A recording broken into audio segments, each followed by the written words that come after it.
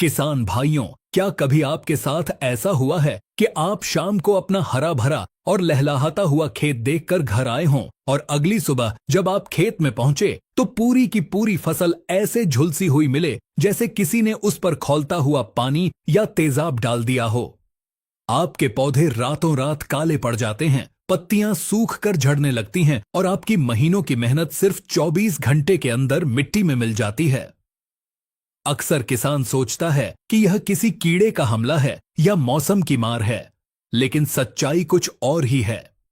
यह तबाही मचाने वाला कोई साधारण कीड़ा नहीं है, बल्कि यह खेती का सबसे खामोश, सबसे अदृश्य और सबसे खतरनाक दुश्मन है, जिसे विज्ञान की भाषा में फंगस यानी फफूंद कहा जाता है। अगेती झुलसा, पछेती झुलसा, डाउनी मिल्ड्यू, चूर्नी फफूंद, धान का झोंका या ब्लास्ट, गेहूं का रथुआ, कंडवा, मूंगफली का टिक्का रोग और गन्ने का लाल सड़न, ये वो खूंखार बीमारियां हैं जो अगर खेत में एक बार घुस जाएं तो हवा और नमी के सहारे एक दिन में पूरे के पूरे गांव की फसल को तबाह करने की ताकत रखती है। फंगस कोई कीड़ा नहीं है जिसे आप अपनी नंगी आंखों से देख सकें। यह एक सूक्ष्म परजीवी है जो हवा में तैरते हुए अपने बारीक बीजाणुओं यानी स्पोर्स के जरिए आपके स्वस्थ पौधे पर चिपक जाता है, और जैसे ही मौसम में थोड़ी सी नमी या उमस बढ़ती है, यह फंगस पौधे के पत्तों के अंदर अपनी जड़ें जमा लेता है और पौधे का पूरा भोजन चूसकर उसे अंदर से सड़ा देता है। तो आखिर इस अदृश्य दुश्मन को खेत में आने से कैसे रोका जाए? अगर फंगस खेत में आ चुकी है तो उसे जड़ से खत्म करने वाली आज के समय की सबसे आधुनिक और एडवांस दवाइयां कौन सी हैं? कौन सी दवाई झुलसा रोग में काम करेगी और कौन सी चूर्नी फफूंद को काटेगी? आज के इस वीडियो में हम दुनिया की हर मुख्य फफूंद जनित बीमारी का पूरा वैज्ञानिक पोस्टमार्टम करेंगे। आज आपको हर एक बीमारी की पक्की पहचान, उसके फैलने का कारण और दुनिया के सबसे दमदार और हाईटेक फंगिसाइड्स यानी फफूंदनाशकों की पूरी A to Z जानकारी मिलने वाली है। यह वीडियो आपके पूरे खेती के जीवन में सबसे ज्यादा काम आने वाला है, इसलिए बिना एक भी सेकंड छोड़े इसे अंत तक बिल्कुल ध्यान से सुनिएगा। आइए सबसे पहले फंगस की दुनिया के सबसे बड़े और सबसे खूंखार हत्यारे की बात करते हैं, जिसने दुनिया भर के किसानों की रातों की नींद उड़ा रखी है। पहला रोग अगेती झुलसा और पछेती झुलसा, अर्ली ब्लाइट और लेट ब्लाइट। यह आलू और टमाटर की फसल का सबसे बड़ा काल है। किसान भाइयों, अगेती और पछेती झुलसा दोनों ही अलग अलग फंगस से फैलते हैं, लेकिन दोनों का काम पौधे को पूरी तरह से जलाकर खाक कर देना है। सबसे पहले अगेती झुलसा की पहचान समझिए। अगेती झुलसा अल्टरनेरिया नाम की फंगस से आता है। जब यह बीमारी खेत में आती है तो पौधे की नीचे वाली पुरानी पत्तियों पर भूरे या काले रंग के गोल धब्बे बनने लगते हैं। अगर आप इन धब्बों को ध्यान से देखेंगे तो इनके अंदर आपको पेड़ के तने की तरह गोल गोल छल्ले या रिंग्स दिखाई देंगे। यह अगेती झुलसा की सबसे पक्की पहचान है। धीरे धीरे ये धब्बे बड़े होते हैं और पूरी पत्ती पीली होकर सूख जाती है। अब बात करते हैं पछेती झुलसा की, जो खेती के इतिहास की सबसे भयानक बीमारी मानी जाती है। यह फाइटोफ्थोरा नाम की फंगस से फैलती है। पछेती झुलसा अक्सर तब आता है जब लगातार बारिश हो रही हो, बादल छाए हों और तापमान तेजी से गिर रहा हो। इसकी पहचान यह है कि पत्तियों के किनारों से जलने जैसे धब्बे शुरू होते हैं, जो पानी से भीगे हुए नजर आते हैं। सुबह के समय अगर आप पत्ते के नीचे देखेंगे तो आपको सफेद रंग की फफूंद साफ दिखाई देगी। यह बीमारी इतनी तेज होती है कि अगर आपने इसे 48 घंटे के अंदर कंट्रोल नहीं किया तो यह पूरे खेत को काले भूरे रंग के कचरे में बदल देती है।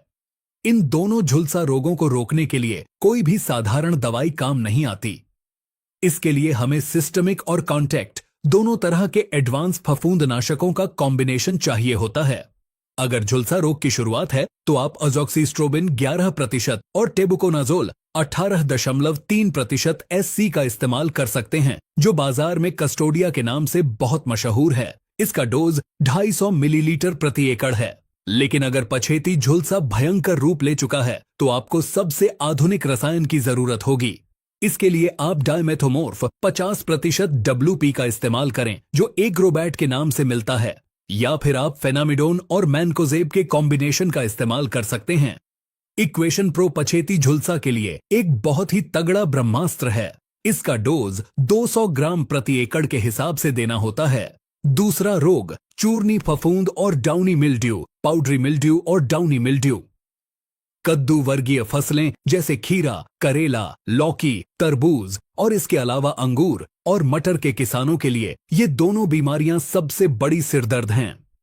सबसे पहले चूर्नी फफूंद को पहचानें। जैसा कि नाम से ही पता चलता है, जब यह फंगस हमला करती है तो पौधे की पत्तियों के ऊपर ऐसा लगता है जैसे किसी ने सफेद रंग का टेल्कम पाउडर या राख छिड़क दी हो। यह सफेद पाउडर धीरे धीरे पूरे पत्ते, तने और फलों तक फैल जाता है। पत्तियां भोजन नहीं बना पाती और सूख कर गिर जाती हैं। यह फंगस सूखे और गर्म मौसम में सबसे ज्यादा तेजी से फैलती है। चूर्नी फफूंद का पक्का इलाज करने के लिए सबसे सस्ती और अच्छी दवाई है हेक्साकोनाजोल 5% EC, जिसका 500 मिलीलीटर प्रति एकड़ के हिसाब से स्प्रे किया जा सकता है। लेकिन अगर बीमारी बहुत जिद्दी है तो आपको फ्लुओपायराम और टेबुकोनाजोल का एक बहुत ही एडवांस कॉम्बिनेशन इस्तेमाल करना चाहिए, जो बाजार में बायर कंपनी की लूना एक्सपीरियंस के नाम से आता है। यह चूर्नी फफूंद को रातों रात सुखाकर खत्म कर देती है। अब बात करते हैं डाउनी मिल्ड्यू की। यह चूर्नी फफूंद से बिल्कुल उल्टी होती है। यह ज्यादा नमी और बारिश के मौसम में आती है। इसकी पहचान यह है कि पत्ते के ऊपरी हिस्से पर आपको पीले रंग के चौकोर या कोणीय धब्बे दिखाई देंगे और ठीक उसी धब्बे के नीचे यानी पत्ते की निचली सतह पर आपको रुई जैसी बैंगनी या भूरे रंग की फंगस चिपकी हुई मिलेगी। डाउनी मिल्ड्यू को रोकने के लिए मेटालैक्सिल 8% और मैनकोजेब 64% WP का कॉम्बिनेशन सबसे बेहतरीन माना जाता है, जो बाजार में रिडोमिल गोल्ड के नाम से मिलता है। इसका 250 से 300 ग्राम प्रति एकड़ के हिसाब से स्प्रे करने पर डाउनी मिल्ड्यू का तुरंत सफाया हो जाता है। तीसरा रोग धान का झोंका या ब्लास्ट रोग। धान की खेती करने वाले किसानों के लिए ब्लास्ट रोग किसी खौफनाक सपने से कम नहीं है। यह बीमारी धान की नर्सरी से लेकर बालियां निकलने तक कभी भी आ सकती है। इसकी सबसे पक्की पहचान यह है कि धान की पत्तियों पर आंख के आकार के यानी नाव के आकार के धब्बे बन जाते हैं। इन धब्बों का किनारा गहरे भूरे रंग का होता है और बीच का हिस्सा हल्के राख के रंग का या सफेद होता है। जब यह बीमारी तने की गांठ पर लगती है तो पूरी की पूरी बाली सूखकर लटक जाती है और दाने एकदम खाली रह जाते हैं। इसे नेक ब्लास्ट भी कहते हैं। धान के ब्लास्ट को कंट्रोल करने के लिए आज के समय की सबसे टॉप की दवाई है ट्राइफ्लॉक्सीस्ट्रोबिन 25% और टेबुकोनाजोल 50% WG। बाजार में यह नेटिवो के नाम से हर किसान की जुबान पर है। यह एक बहुत ही पावरफुल सिस्टमिक फंगिसाइड है। नेटिवो का 120 ग्राम प्रति एकड़ का स्प्रे धान को ब्लास्ट से पूरी तरह सुरक्षित कर देता है।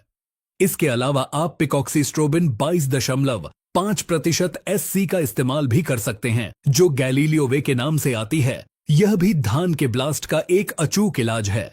चौथा रोग गेहूं का रथुआ और कंडवा रोग, रस्ट और स्मट। गेहूं के किसानों के लिए रथुआ यानी रस्ट सबसे भयंकर फंगस है। रथुआ मुख्य रूप से 3 प्रकार का होता है: पीला रथुआ, भूरा रथुआ और काला रथुआ। जब पीला रथुआ आता है तो गेहूं की पत्तियों पर पीले रंग का पाउडर धारियों में जम जाता है। अगर आप उस पत्ते को उंगलियों से छुएंगे तो आपकी उंगलियों पर पीला रंग लग जाएगा, जैसे हल्दी लग गई हो। यह फंगस गेहूं के पत्ते का पूरा रस चूस लेती है और दाना बिल्कुल सिकुड़ जाता है। वहीं कंडवा यानी स्मट रोग में गेहूं की पूरी बाली काले रंग के पाउडर में बदल जाती है। बाली के अंदर दाने की जगह सिर्फ काली राख भरी होती है। रथुआ और कंडवा रोग को खत्म करने के लिए प्रोपिकोनाजोल 25% EC सबसे शानदार रसायन है, जो बाजार में टिल्ट के नाम से मिलता है। टिल्ट का 200 मिलीलीटर प्रति एकड़ के हिसाब से स्प्रे करने पर रथुआ रोग वहीं का वहीं रुक जाता है। अगर बीमारी बहुत ज्यादा है तो आप टेबुकोनाजोल 25.9% EC का इस्तेमाल कर सकते हैं, जो फोलिकुर के नाम से मिलती है। यह दोनों ही दवाइयां गेहूं के लिए वरदान हैं। 5वां रोग मूंगफली का टिक्का रोग। मूंगफली की खेती में टिक्का रोग सबसे ज्यादा नुकसान करता है। यह भी अगेती और पछेती 2 तरह का होता है। इसकी पहचान यह है कि पत्तियों के ऊपर गोल और गहरे भूरे रंग के धब्बे बन जाते हैं। इन काले धब्बों के चारों तरफ एक पीले रंग का घेरा बन जाता है। जैसे जैसे बीमारी बढ़ती है, ये धब्बे आपस में मिल जाते हैं और पूरी पत्ती झुलसकर जमीन पर गिर जाती है। पौधा बिना पत्तों का रह जाता है, जिससे जमीन के अंदर मूंगफली के दाने का विकास पूरी तरह से रुक जाता है। टिक्का रोग को जड़ से मिटाने के लिए पायराक्लोस्ट्रोबिन और फ्लक्सापायरोक्साइड का बहुत ही तगड़ा एडवांस कॉम्बिनेशन आता है, जो प्रिएक्सर के नाम से मशहूर है। प्रिएक्सर न सिर्फ टिक्का फंगस को मारता है, बल्कि यह पौधे को एक गजब का हरापन और ताकत भी देता है।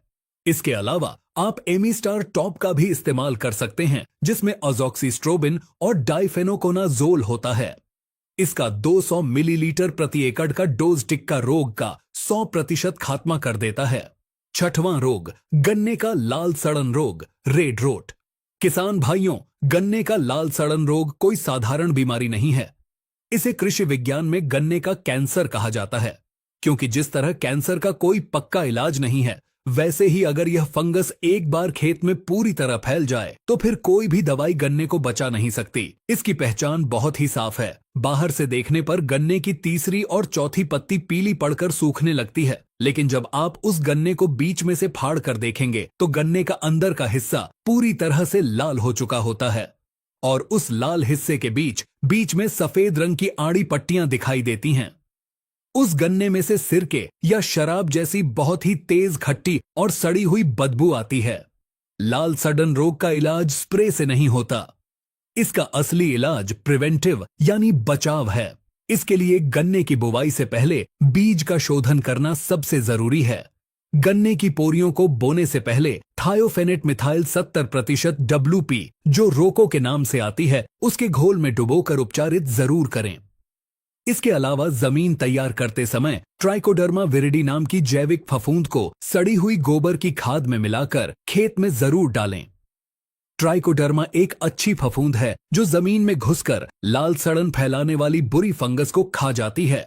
अब टेक्निकल एग्रीकल्चर चैनल के सभी जागरूक किसान भाइयों के लिए फफूंदनाशक दवाइयों के इस्तेमाल के कुछ बहुत ही जरूरी और सीक्रेट प्रो टिप्स। अगर आपने इन नियमों का पालन नहीं किया तो दुनिया की कोई भी महंगी दवाई आपके खेत में काम नहीं करेगी। प्रो टिप नंबर 1, पानी का पीएच मान। किसान भाइयों, फफूंदनाशक दवाइयां सबसे ज्यादा नाजुक होती हैं। अगर आपके ट्यूबवेल के पानी का पीएच मान 7.5 से ज्यादा है या पानी खारा है, तो महंगी से महंगी फंगिसाइड पानी में जाते ही फट जाएगी और उसका असर आधा रह जाएगा। इसलिए स्प्रे करने से पहले पानी में हमेशा अच्छी क्वालिटी का पीएच बैलेंसर जरूर मिलाएं, ताकि पानी का पीएच 6.5 के आसपास आ जाए। प्रो टिप नंबर 2, प्रिवेंटिव और क्यूरेटिव का विज्ञान।